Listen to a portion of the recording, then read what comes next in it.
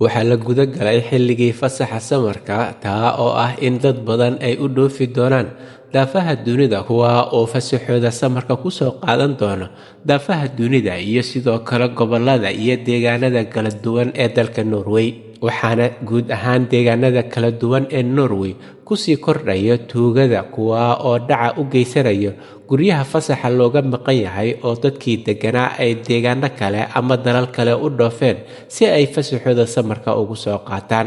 waxaana sidoo kale soo baxaya digniino xoog leh kuwa oo lagula talinayo dadka fasaxa aadayo in ay guryahooda ku xirtaan alarmiga ama ay uga tagtaan dariska ama qof ehel iyo qaraabo iyo asxaab la ah si ay u kontaroolaan gurigooda waxaa la soo warinayaa in ka badan nus milyuun lacagta koronka Norwejiga ah la dhacay sanadkii hore kuwa oo ay tuugadu ka xadeen guryo kala duwan iyo goobo kala duwan oo ku yaala dalka Norway sanadkii hore ee 2024 ayay hay'adda caymiska Norway waxa ay diiwaan geliyeen in ka badan 40,000 oo xatooyo ah kuwa oo ka dhacay guryo kala duwan oo ku yaala dalka Norway waxa ayna warbixintu intaa ku daraysaa in si maalinle ah ay dhacayeen kiisas ka badan 100 xatooyo kuwa oo loo geysanayo guryaha kala duwan ee ku yaala dalka Norway arintan xatooyada ah ee ay tuugadu kula kacayaan guryaha fasaxa looga maqan yahay guud ahaan dalka Norway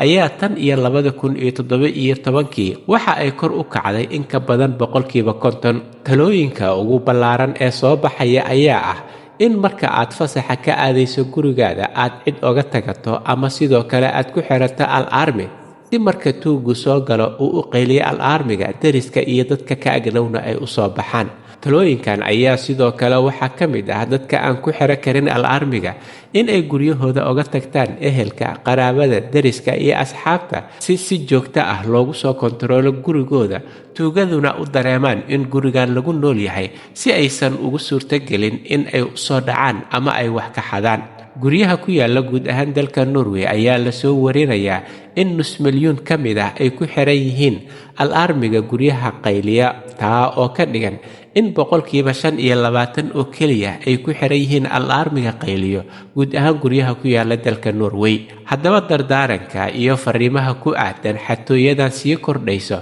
ee xadkeeda dhaafayso ayaa ah in guryaha lagu xirta alarmi ama looga tagto qof kor ka ilaaliyo oo dariska ama asxaabta ka mid ah si aysan tuugadu dhac ugu geysan gurigaada halka ay wararka ugu doorkaroon idinkaga imaanayaan waa Somali Voice in Norway ama codka Soomaaliyeed ee Norway waxaana idinla socodsiinaya aniga oo ah Cabdullaahi Shiine